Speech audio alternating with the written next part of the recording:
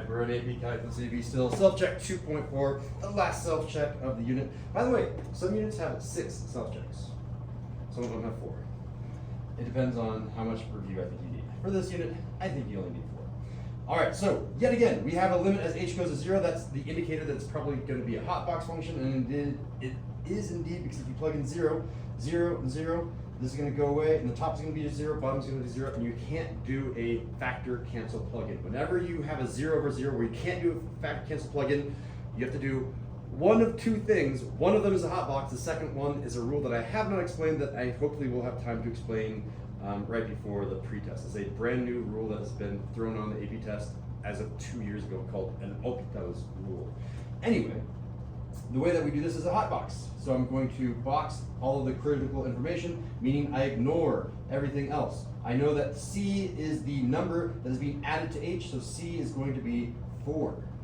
Then I replace everything in here with an x, so that means that my function, in this case, is natural log of x. Then I take the derivative. The derivative of natural log of x is 1 over x. And then finally you plug back in c, so this is going to be f prime of 4. Plugging in 4, I get 1 over 4. The correct answer here is B. Oh my god, I finally got one right. Woo! God. You both got it right? Let's go! Good job, guys. You're learning. All right. I'm guessing that fist of 5 on that one is a 5. That one was pretty good. And Alden a 5 as well?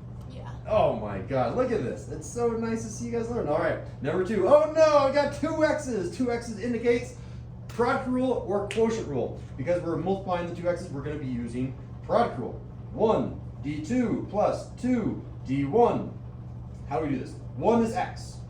The derivative of 2 is going to be the derivative of natural log of x squared, which is kind of scary, but it's going to be 1 over, oh, let me do my pencil, 1 over x squared, but I have to be careful now. I did the doubter makes this into a fraction. I have to do my inner. I didn't know that was the 2. X to the power of 2 is the inner of this log house.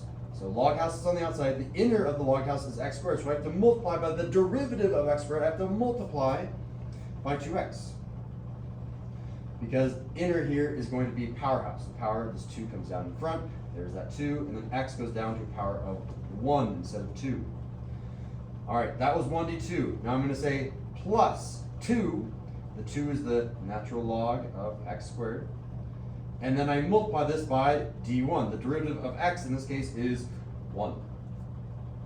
All right, so we have some things to start canceling out. Check it out. I have an x and an x on the top. So on the top I have a 2x squared. On the bottom I have an x squared. And then I have a plus natural log of x squared. You can cross cancel some things. X squared and x squared are gone, meaning that our final answer is 2 plus natural log of x squared. The final answer here is going to be B. I guessed on that one because they didn't have enough time. Okay. I didn't realize. Why is at the end is it a 1 instead of an x? Because isn't it x over 1? Why is it? So at the very end, I'm trying to look for an x. This x? This No, x? at the end. At this x? No, the 1. The 1? The times 1. Yeah. Why is that a 1 instead of an x? The derivative of 1 means the derivative of this piece. Oh. Yeah. I think I just got confused because of the ln and I thought it would be x over 1. Ah, I got it. Yep. Yeah. I think what I got confused about is that I thought x natural log was the 1 and then x squared was the 2. That got me confused. Ah, yeah. So make sure that you have one x in one function, the other x in the other function. It's usually separated by houses. So this was the log house, that was just the linear house. All right, and fist of 5 and number 2. How well did you understand it? 3 and 2, okay.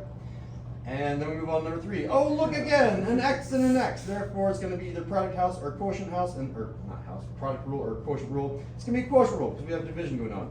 It's going to be low, d high, minus high, d low, all over, low, low.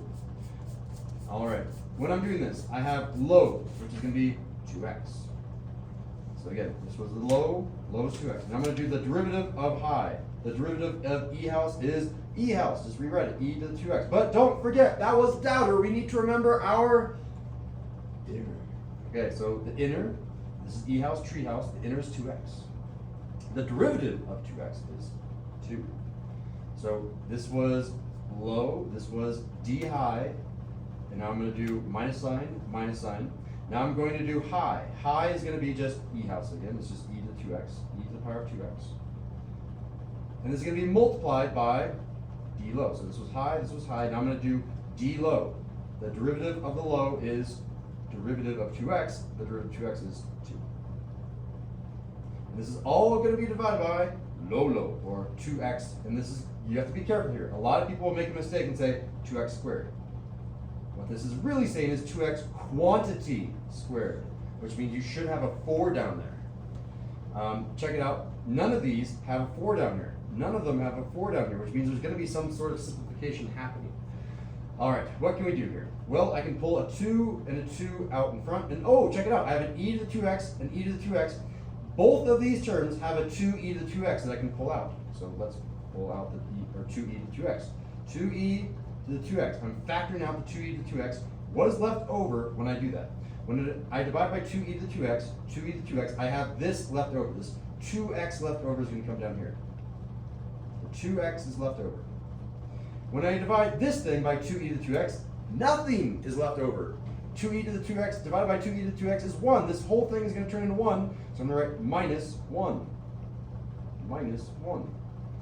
And again, this is all going to be divided by, now I want to be careful here. I normally have told students never square the bottom, but check it out. None of these have a parenthesis something squared, so we're forced to try to get the answer in some of these forms. So I'm going to say, again, I'll work this out. So if I have 2x quantity squared, this is the same thing as saying 2 squared x squared, or 4x squared. All right. Take a look at this. I have a 2 out front, and everything is being multiplied. I have a thing right here being multiplied, and a thing right here being multiplied. Everything here is allowed to be multiplied, so I can cross cancel the 2 and the 4, and I can turn this into a 1 and turn this one into a 2. And my final answer here is e to the 2x being factored out of 2x minus 1. All of this all over 2x squared. Hopefully this is one of the answers. And it looks like it's e.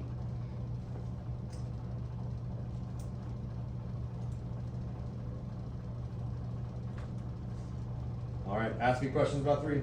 So one step I did, like you go by really fast, is how that go the minus e to the 2x times 2, and it just turned into 1. Can you like go down like in steps? Because I mean you're like really fast and you say, okay, the division is gonna be 1. Yeah, so when I'm factoring out a 2e to the 2x, factoring out is the equivalent of dividing by 2e to the 2x. I divide this entire term by 2e to the 2x, which means it's gone, leaving me with just the 2x. And when I divide this term by 2e to the 2x, well, there's 2e to the 2x. If I divide it by 2e to the 2x, nothing is left over. It's like saying 7 divided by 7 is 1. 2e to the 2x divided by 2e to the 2x is 1. Dividing this thing by 2e to the 2x is 1, therefore I wrote down 1. Minus sign got copied down as well. So, I mean, it doesn't matter the order, that this 2 can come in front. So this is really 2e to the 2x, and you can just ignore that. 2e to the 2x divided by 2e to the 2x is 1. Factoring out a 2e to the 2x is dividing. Oh, so if you have 2 matching, like, I guess, e's, you can, I guess, almost... It's called the greatest common factor. If you have an e to the 2x and another matching e to the 2x, that means that they're common factors. Common factors you're allowed to pull out and divide out, factor out. So both of these were pulled out, and this 2, or I guess this 2 rather, it doesn't really matter which 2. This and this was pulled out. This 2 and this 2 were also pulled out because they had those in common. Anything that you have in common, you pull out. You factor it out. When you factor it out, when you pull those out, nothing is left over. It's as if you were dividing up here.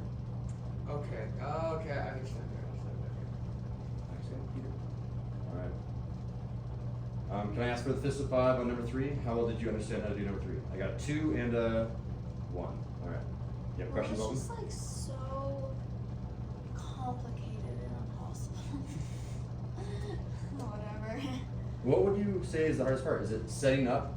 No, setting up is definitely the easiest part. So the calculus I is the easy think- part. It's the algebra that's the hard part. I think it's like setting it up is the easy thing to do. I mean, unless you forget, and then it's like, Then you can't do anything. and then you can't do anything. Exactly, yeah. But like, it's just like it's so picky.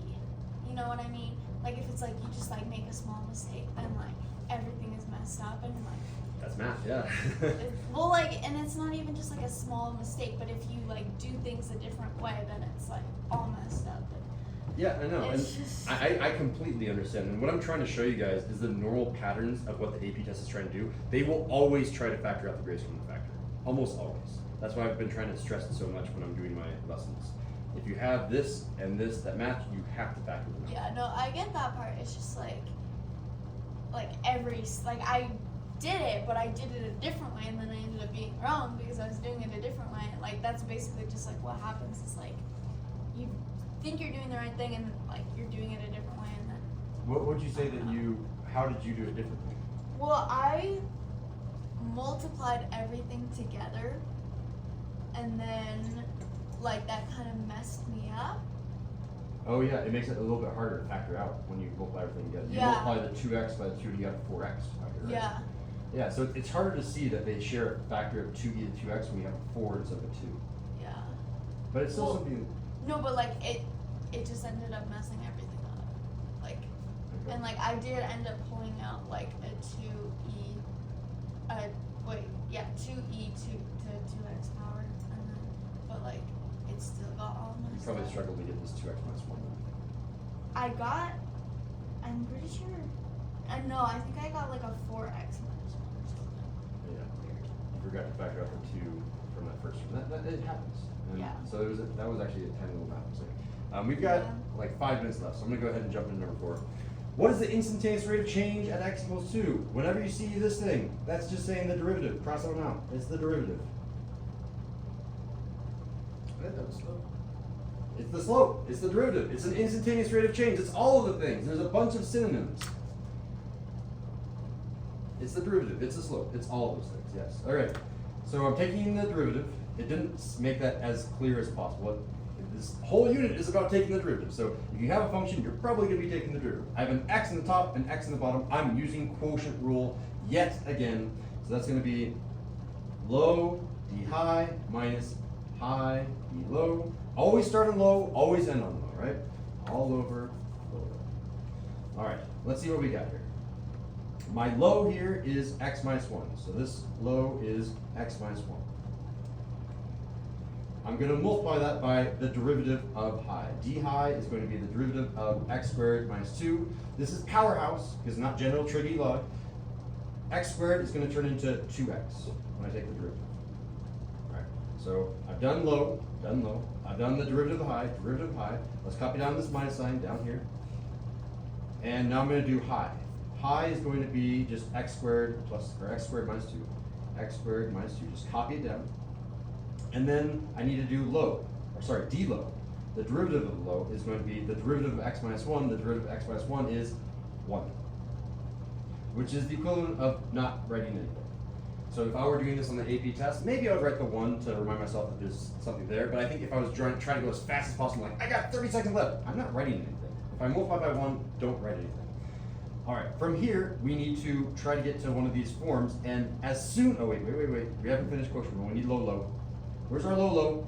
X minus 1. There it is. X minus 1 quantity squared. We have all of quotient rule set up, and because we are plugging in x equals 2, yes, you could try to simplify and say, oh, 2x times x is 2x squared. No, don't do that. Make it as easy as possible. Plug in 2 as soon as possible. 2 goes into x.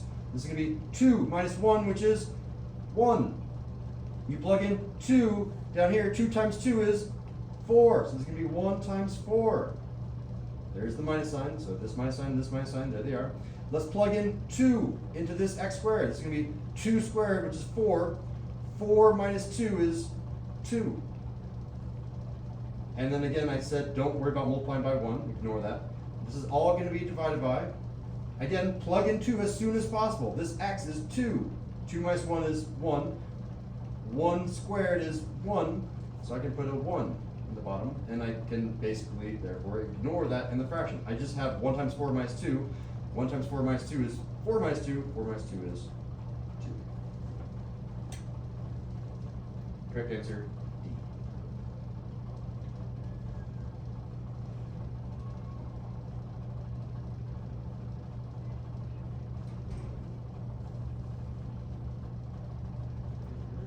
Fist of 5 on number 4.